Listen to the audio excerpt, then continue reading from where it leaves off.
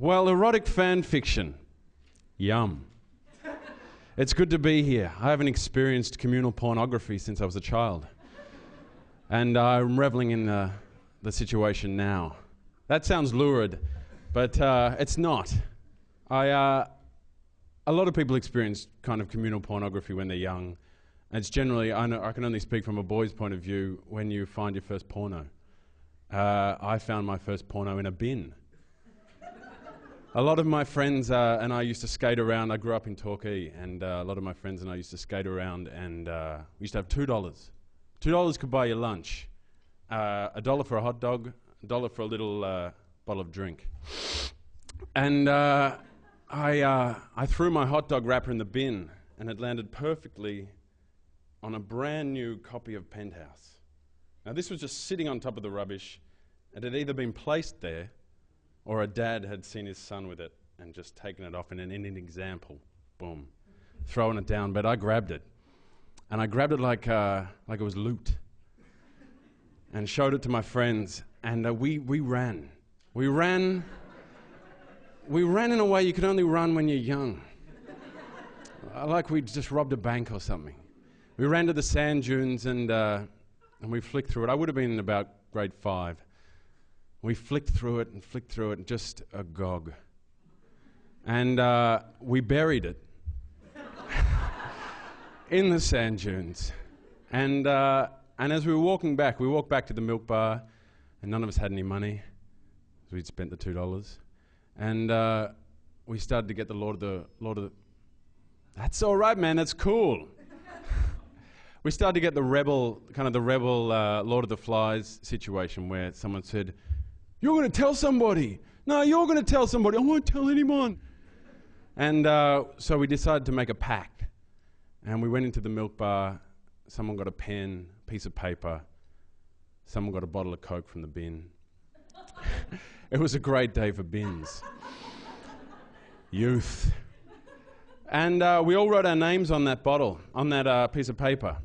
Rolled it up, put it in the Coke bottle, screwed the lid on, walked back into the dunes, and about 50 metres from the porno, under a she-oak tree, we dug a hole and we buried the Coke bottle with our names on it, swearing that no one would tell.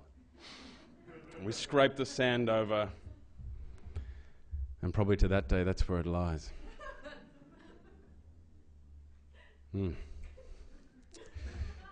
No punchline.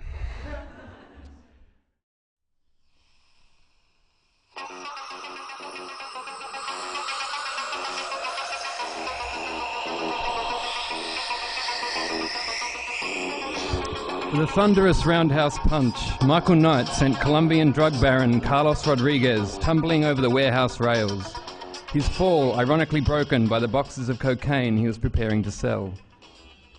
At that moment, the LA Police Department arrived, safely pinning down the drug fiend. Michael Knight, rogue vagabond maverick vigilante, snuck quietly out a side door to where his faithful friend Kit was waiting with engine revving. "Gee, what took you so long?" quipped Kit. "Oh, I'm sorry to keep you waiting," snapped Michael, playfully yet firmly. "Forgive me if my life-threatening situation kept you from other engagements." Kit used his computer controls to close the door automatically and take off with a powerful screech. He slid the gears into pursuit mode and headed for the nearest freeway. "As a matter of fact, I had tickets to the opera," said Kit. "Well, pal, it ain't over till the fat drug baron sings," said Michael, chuckling at his characteristically hilarious quip. They drove through the night, taking the famous Gonzales Freeway through to the deserts of El Dorado. Michael drifted in and out of consciousness. His day of infiltrating a highly dangerous criminal compound had taken its toll. Sometime around midnight, Michael felt Kit slowing down. The amazing talking computer-operated Pontiac with a mind of its own pulled over to the side and parked amongst a small clump of trees. Michael looked out the window. It was like a mini oasis. There was a small lake with the full moon reflecting in it, and a number of desert palm trees around the perimeter. It was quite spectacular.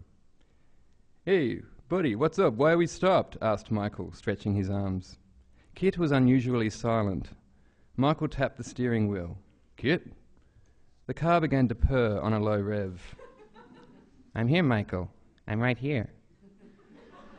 Michael Knight, rogue vigilante and former policeman who was shot in the face by criminals brought back to life through facial reconstructive surgery by Knight Enterprises and given a new name and new identity, was confused by Kit's behaviour. "Kit, have you been drinking? I knew I shouldn't have changed brands in motor oil." "No, Michael, I'm fine. I just been doing some thinking." "Well, that's a bad sign," joked Michael. The car continued to idle, giving the occasional rev from the powerful engine. "I feel like we've been through a lot," began Kit, "and I never really get to tell you or show you how much I really care." Michael Knight pulled a beer out of Kit's mini-fridge, busted the cap off, and took a long mouthful. "Gee, buddy, that's real sweet, but can't this wait till morning? I want to make it to the San Andreas fault line by sunrise. Devon's planning to meet me there with the big truck that we drive into the back of." Kit's radio turned on. It was set to KB33, a notoriously romantic station that only played slow, seductive music. "I'm afraid it can't wait, Michael," said Kit, his normally sardonic tone now filled with a vulnerable eagerness.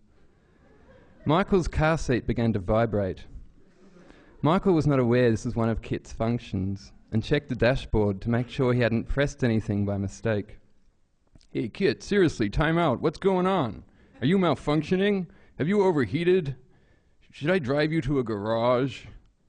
The car continued to vibrate in a deep, rapid way, while the radio played bass guitars and saxophones. "Oh, I'm fine. In fact, I've never felt better."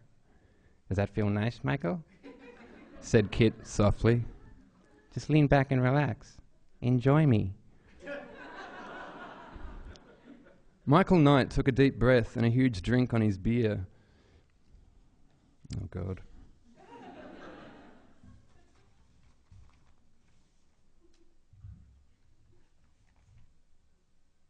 Yeah. Michael Knight took a deep breath and a huge drink on his beer and closed his eyes. He had to admit the vibrating chair was just what his aching back and pelvis needed. The leather was warm and soft, and the vibrations touched him deep inside, stimulating his rugged muscles and surprisingly delicate and moist man skin. Being a lone maverick vigilante in a world full of danger and corruption where one false move could get you killed rarely allowed for such luxuries, such as the heavy muscular massage Michael was now experiencing. He was tired and the seat felt good. He leaned back and grabbed the hard steering wheel. "Hey, thanks, Kit. This is very thoughtful of you."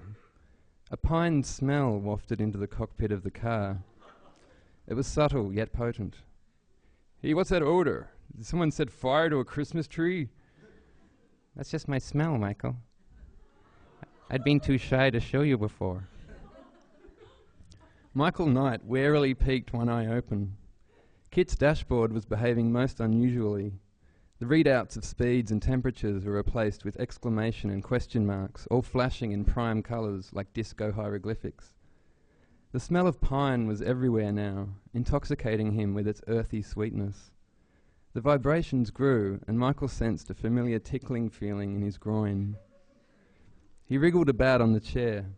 His trademark leather pants were sweltering and beginning to feel quite uncomfortable. "It's okay to take off your pants, Michael," said Kit. Michael took a deep breath and chuckled whimsically to himself, finishing the beer. "Well, okay. I hope you respect me in the morning." Michael Knight unzipped his